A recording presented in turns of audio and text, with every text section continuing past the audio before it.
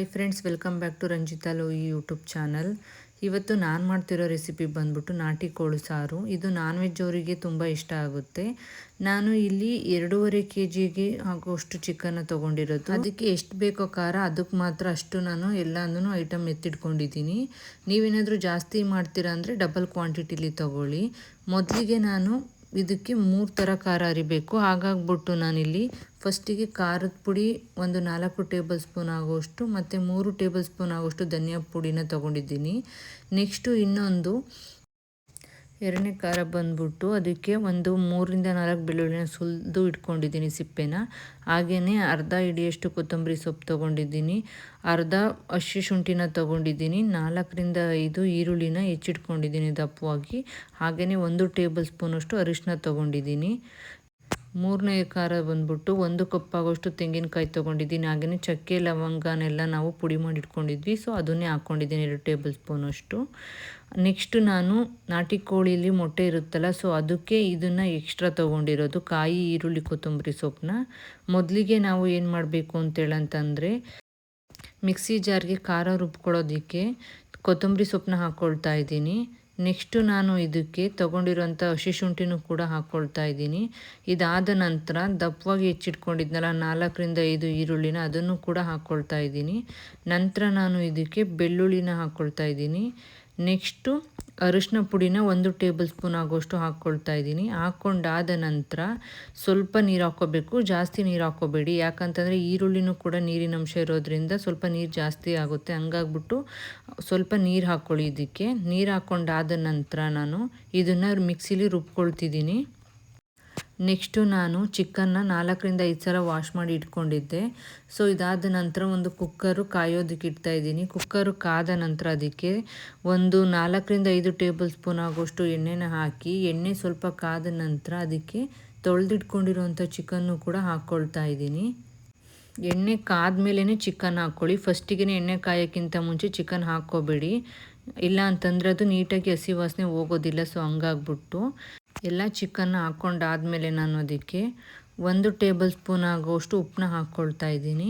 ಉಪ್ಪನ್ನ ಹಾಕ್ಕೊಂಡಾದ್ಮೇಲೆ ನೀಟಾಗಿ ಚೆನ್ನಾಗಿ ಮಿಕ್ಸ್ ಮಾಡಬೇಕು.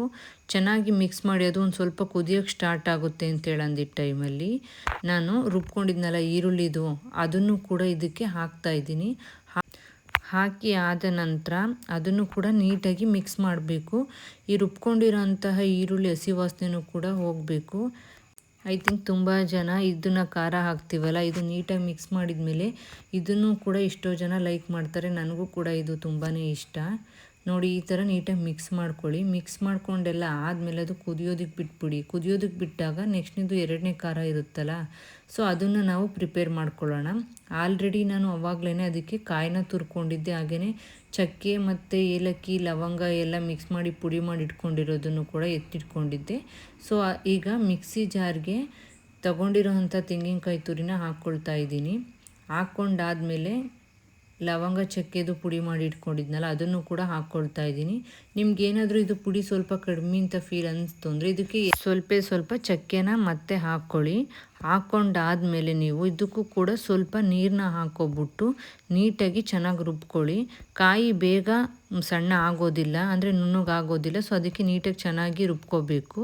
ರುಬ್ಕೊಂಡಾದ ನಂತರ ನಾವು ಆವಾಗಲೇ ಈರುಳ್ಳಿದು ಹಾಕಿದ್ವಲ್ಲ ಅದು ಕೂಡ ಚೆನ್ನಾಗಿ ಬೇಯ್ತಾ ಇದೆ, ನೋಡ್ತಾ ಇರ್ಬೋದು.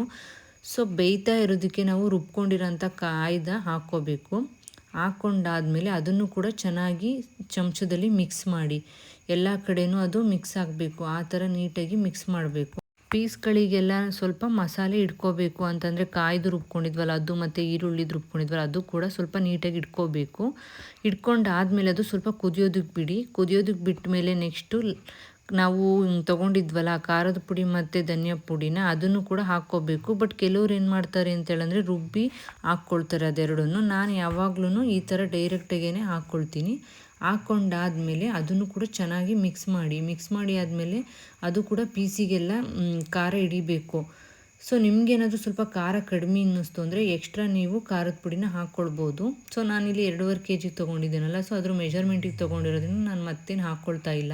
ಈ ಥರ ನೀಟಾಗಿ ಎಲ್ಲ ಕಡೆನೂ ಮಿಕ್ಸ್ ಮಾಡಿ ಪೀಸ್ಗೆಲ್ಲ ಅದು ಖಾರದ ಪುಡಿ, ಧನಿಯಾ ಪುಡಿ ಅಂಟ್ಕೋಬೇಕು. ಆ ಥರ ಮಿಕ್ಸ್ ಮಾಡಿ ಆದಮೇಲೆ ಅದು ನೋಡ್ತಾ ಇರ್ಬೋದು ಹೆಂಗೆ ಖಾರ ಎಲ್ಲ ಪೀಸ್ಗಳಿಗೆ ಅಂಟ್ಕೊಂಡಿದೆ ಅಂತ ಹೇಳ್ಬಿಟ್ಟು. ಸೊ ಈ ಥರ ನೀಟಾಗಿ ಮಿಕ್ಸ್ ಮಾಡ್ಕೊಳ್ಳಿ. ಮಿಕ್ಸ್ ಮಾಡ್ಕೊಂಡಾದಮೇಲೆ ನೀವು ಖಾರಕ್ಕೆ ತಕ್ಕಂತೆ ನೀರನ್ನ ಹಾಕ್ಕೊಳ್ಳಿ. ನೀರನ್ನ ಜಾಸ್ತಿನೂ ಹಾಕ್ಕೊಳ್ಳೋಕೆ ಹೋಗ್ಬಿಡಿ, ಯಾಕೆಂದರೆ ಜಾಸ್ತಿ ನೀರು ಹಾಕ್ಕೊಂಡ್ವಿ ಅಂತಂದರೆ ಸಾಂಬಾರು ಕೂಡ ನೀರು ಥರ ಆಗುತ್ತೆ. ಆಗ ಉಪ್ಪು ಖಾರ ಮತ್ತು ಮಸಾಲೆ ಎಲ್ಲ ಪೀಸ್ಗಳಿಗೆ ಹಿಡಿಯೋದಿಲ್ಲ. ಸೊ ಟೇಸ್ಟು ಚೆನ್ನಾಗಿ ಅನಿಸಲ್ಲ. ಹಂಗಾಗ್ಬಿಟ್ಟು ನೀರನ್ನ ನೀವು ಮೀಡಿಯಮಲ್ಲಿ ಹಾಕ್ಕೊಳ್ಳಿ. ತೀರಾ ಗಟ್ಟಿಗೂ ಹಾಕ್ಕೋಬೇಡಿ, ತೀರಾ ತೆಳ್ಳಗೂ ಆಗೋ ಥರ ಹಾಕ್ಕೋಬೇಡಿ. ನಾರ್ಮಲಾಗಿ ಹಾಕ್ಕೊಳ್ಳಿ. ಗೊತ್ತಾಗುತ್ತೆ ನಿಮಗೆ ಮೆಜರ್ಮೆಂಟು. ಖಾರಕ್ಕೆ ಎಷ್ಟು ತೊಗೊಂಡಿರ್ತೀವೋ ಅದ್ರ ಮೇಲೆ ನೋಡ್ಬಿಟ್ಟು ಹಾಕ್ಕೊಳ್ಳಿ. ಹಾಕ್ಕೊಂಡಾದಮೇಲೆ ನೀವು ಕುಕ್ಕರ್ ಕ್ಯಾಪ್ನ ಕ್ಲೋಸ್ ಮಾಡಿಬಿಟ್ಟು 4ರಿಂದ 5 ವಿಷಲ್ ಹೊಡೆಯೋದಕ್ಕೆ ಬಿಡಿ. ವಿಷಲೆಲ್ಲ ಹೊಡೆದಾದ್ಮೇಲೆ ಕುಕ್ಕರು ಫುಲ್ ತಣ್ಣ ಆದಮೇಲೆ ಕ್ಯಾಪ್ನ ಓಪನ್ ಮಾಡಿ. ಓಪನ್ ಮಾಡಿದ ಮೇಲೆ ನೋಡ್ತಾ ಇರ್ಬೋದು ಎಷ್ಟು ಚೆನ್ನಾಗಿ ಬಂದಿದೆ ಅಂಥೇಳಿ ಸಾಂಬಾರು. ಸೊ ನೀವು ಕೂಡ ಇದೇ ರೀತಿ ಮಾಡ್ಕೊಳ್ಳಿ, ತುಂಬ ಚೆನ್ನಾಗಿ ಬರುತ್ತೆ. ಸೊ ನಾನ್ ವೆಜ್ ಅಂದರೆ ಎಲ್ರಿಗೂ ಇಷ್ಟ ಆಗುತ್ತೆ. ಹಂಗಾಗ್ಬಿಟ್ಟು ಚಿಕನ್ ಸಾರು ಕೂಡ ಆಲ್ಮೋಸ್ಟ್ ಎಲ್ರಿಗೂ ಇಷ್ಟ ಆಗುತ್ತೆ. ಆರಾಮಾಗಿ ನಾನು ತೋರಿಸಿದ್ದೀನಲ್ಲ ಈ ವಿಡಿಯೋ ನೋಡ್ಕೊಂಡು ಮಾಡಿದರೆ ಏನಿಲ್ಲ 10ರಿಂದ 15 ನಿಮಿಷದೊಳಗಡೆ ಮಾಡ್ಕೋಬೋದು. ಬಟ್ ಮುಂಚೆನೇ ಎಲ್ಲದನ್ನು ಹೆಚ್ಚಿಟ್ಕೊಳ್ಳಿ ಅಷ್ಟೇ. ನಾನು ಮಾಡಿರೋಂಥ ಚಿಕನ್ ಸಾರನ್ನ ಬ್ಯಾಚುಲರ್ಸ್ಗಳು ಕೂಡ ಆರಾಮಾಗಿ ಮಾಡ್ಕೋಬೋದು, ಜಾಸ್ತಿ ಟೈಮ್ ಹಿಡಿಯಲ್ಲ. ಸೊ ನಾನು ನಮ್ಮೂರ ಸೈಡ್ ಹೇಗೆ ಮಾಡ್ತಾರೋ ಆ ಥರ ಚಿಕನ್ ಸಾರು ಮಾಡಿ ತೋರಿಸಿದ್ದೀನಿ. ನಾನು ಮಾಡಿರೋ ಈ ಚಿಕನ್ ಸಾರು ನಿಮಗೇನಾದರೂ ಇಷ್ಟ ಆಯಿತು ಅಂದರೆ ನೀವು ಕೂಡ ಮನೇಲಿ ಒಂದ್ಸಲ ಇದನ್ನು ಟ್ರೈ ಮಾಡಿ ಹೇಗಿದೆ ಅಂತೇಳಿ ಕಮೆಂಟಲ್ಲಿ ತಿಳಿಸಿ. ಹಾಗೆಯೇ ಈ ವಿಡಿಯೋ ನಿಮ್ಗೆ ಇಷ್ಟ ಆಯಿತು ಅಂದರೆ ಲೈಕ್ ಮಾಡಿ, ಶೇರ್ ಮಾಡಿ, ಕಮೆಂಟ್ ಮಾಡಿ. ರಂಜಿತಾ ಲೋಯಿ ಯೂಟ್ಯೂಬ್ ಚಾನಲ್ನ ಸಬ್ಸ್ಕ್ರೈಬ್ ಮಾಡೋದನ್ನು ಮರಿಬೇಡಿ. ಇವತ್ತು ನಾಟಿ ಕೋಳಿ ಚಿಕನ್ ಸಾಂಬಾರು ಮಾಡಿದ್ದೀನಲ್ಲ, ಇದ್ರ ಜೊತೆಗೆ ಮೊಟ್ಟೆ ಎಲ್ಲ ಬಂದಿರುತ್ತಲ್ಲ, ಸೊ ಅದನ್ನು ಮೊಟ್ಟೆ ಫ್ರೈನ ಮಾಡೋದು ಹೇಗೆ ಅಂತೇಳಿ ನಾಳೆ ವಿಡಿಯೋದಲ್ಲಿ ತೋರಿಸ್ತೀನಿ. ಹಾಗೆ ನಿಮ್ಗೆ ಯಾವುದಾದ್ರೂ ರೆಸಿಪಿ ಬೇಕು ಅಂತೇಳಂದರೆ ಕಮೆಂಟಲ್ಲಿ ಬಂದು ತಿಳಿಸಿ, ಅದನ್ನು ಕೂಡ ನಾನು ಮಾಡಿ ತೋರಿಸ್ತೀನಿ. Thank you, bye friends.